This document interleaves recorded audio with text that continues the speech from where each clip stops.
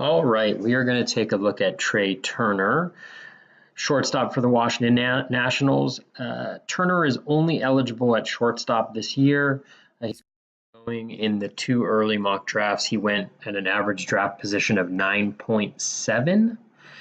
When we take a look at Turner, folks have been hoping for a very long time that he could put together a full season, and he did not disappoint in 2018, playing in 162 games and accruing 740 plate appearances. Now, when folks were anticipating this, they'd also anticipated, which I'll get to later, that his stolen base rate would continue as it had in the past, which did not happen. So we're going to take a quick look at his at the 6 categories and see what we can glean from looking at those. So for Turner, he hit 271 this year, the lowest batting average of his career, 284 and 342 in the 2 years before that. Expected average shows that was about right. He maybe underperformed a little bit, 277 expected average. When we look at the underlying numbers, he has maintained a below league average strikeout rate, 17.8, 22.3 is league average. That is something that he's been able to do consistently, which is great for batting average. The area where he has seen a decrease is in his BABIP.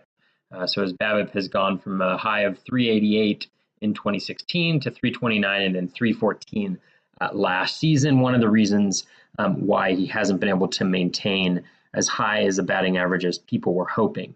Now, the good news is that his contact rate did get a little bump overall to 81.2%.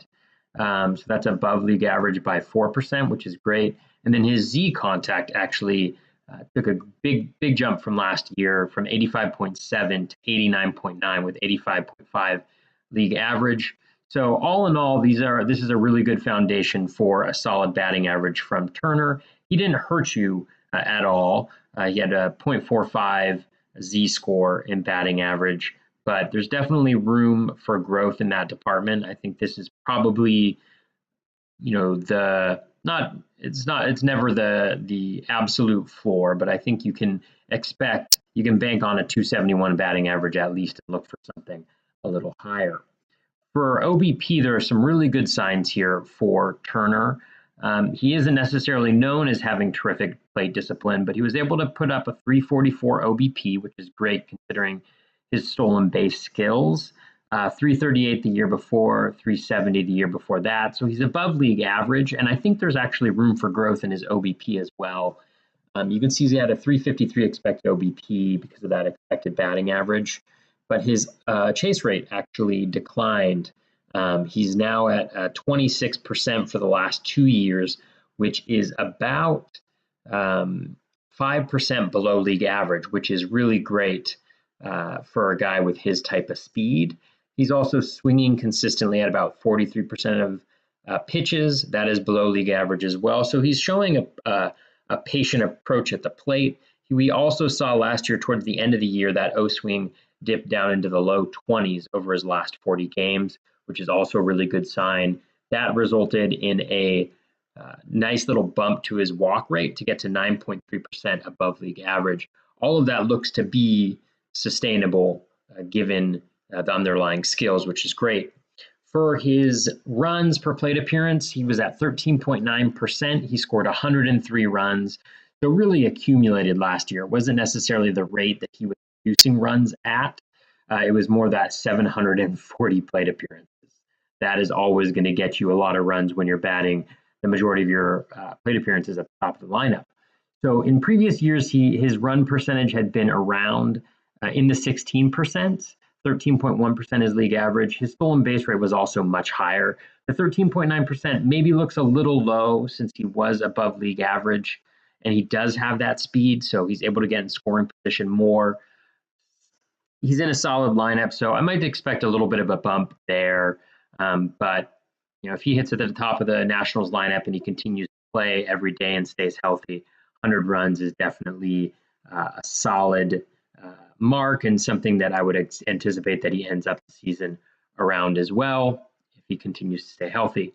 Now, his home runs, he got a little bit lucky last year according to his expected home runs. 19 home runs, 14.1 expected home runs.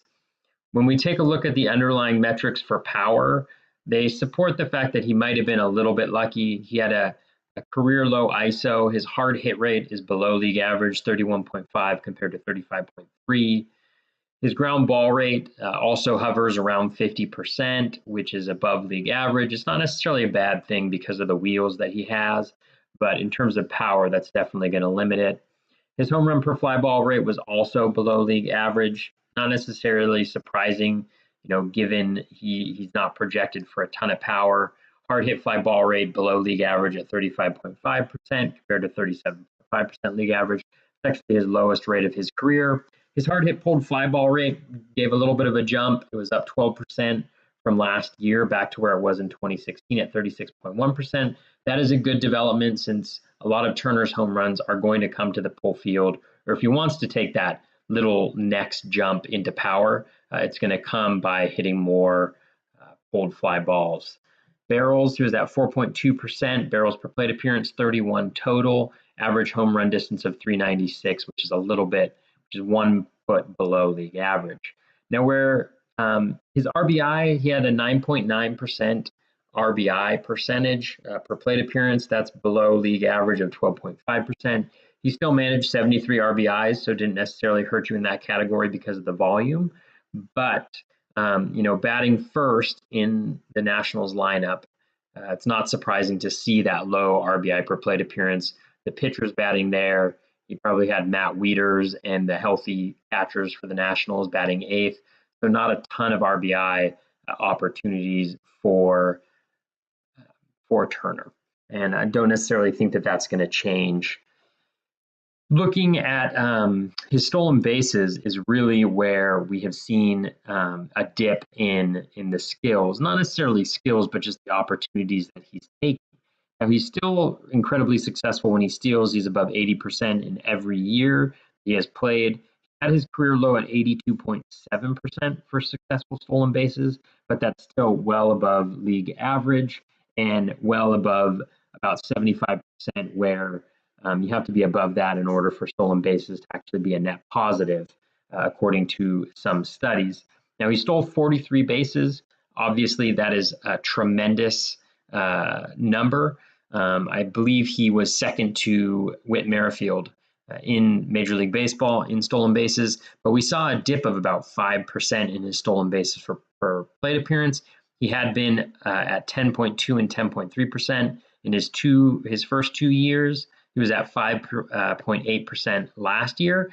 Still a really good number, close to 3 standard deviations above the mean, but not necessarily what folks were anticipating when it came to Turner's speed. A lot of that may have been, the change in managers, Davey Martinez taking over from Dusty Baker. I think it also reflects Turner's batting first in the lineup and being in a situation where, they didn't want him to steal and get out with Bryce Harper, Anthony Rendon, and others at the top of the lineup. So where we really see this also come through is in the stolen base opportunity percentage. He had 305 stolen base opportunities last year.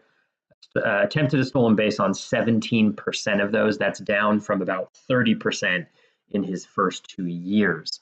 So the stolen bases definitely took a knock, but I wouldn't be surprised to see them bump up a little again. Bryce Harper's probably not going to be there. We'll probably see Victor Robles there. They may be forced to rely a little bit more on their speedsters, the Nationals, in order to be successful. So looking at his Trea Turner's rolling average graph, what I was talking about before, which you'll see right here, this O swing goes down. It was at 23.4% over his last 40 games. And that corresponded with a little bump in hard hit rate. Towards the end of the year, his fly ball rate was pretty steady, around 35%, so league average. And the really good news is his Z contact bumped up to about 90%. Second half of the season really helped him out a lot. Let's take a look really quickly here. And so his K rate actually went up despite the increase in contact. It did go down at his peak So these are, I think, really good rolling average trends for Turner. The increased in contact rate, that should help boost the batting average a little bit, which would be really nice. I mean, Turner with batting average and stolen bases could be a real threat. Last year in the second half, he hit 277 compared to 267 for half. So again, above league average in that department, but not necessarily as high as I want him to be. So in summary, Trea Turner, I love him. In the middle to late first round. I think the batting average could get a little bit of a boost if he continues the skill gains that we've seen. He does have a solid foundation for having that strong batting average. The stolen bases are obviously elite, and the combination of the that strong average and the strong stolen bases, as well as the counting stats and the decent amount of power. I don't know if we should anticipate the 19 home runs again, but I think mid-teens, 15, 14 seems somewhat reasonable for him, especially if he continues to get that big number of plate appearances batting at the top of the Nationals lineup. Thinking about where he slots in, I think the speed gives him a solid floor, and the batting average, I would be comfortable taking him anywhere after the fourth pick in the draft. I currently have Trout, Betts, Ramirez, and Scherzer. I think having Turner slot in behind that is definitely a possibility depending on how you want to construct your team. I think he fits in along with JD Martinez, Nolan Arenado, Francisco Lindor as guys that you consider in the middle there, depending on the strategy that you want to take to start off your draft. So that's been Trea Turner, shortstop for the Washington Nationals.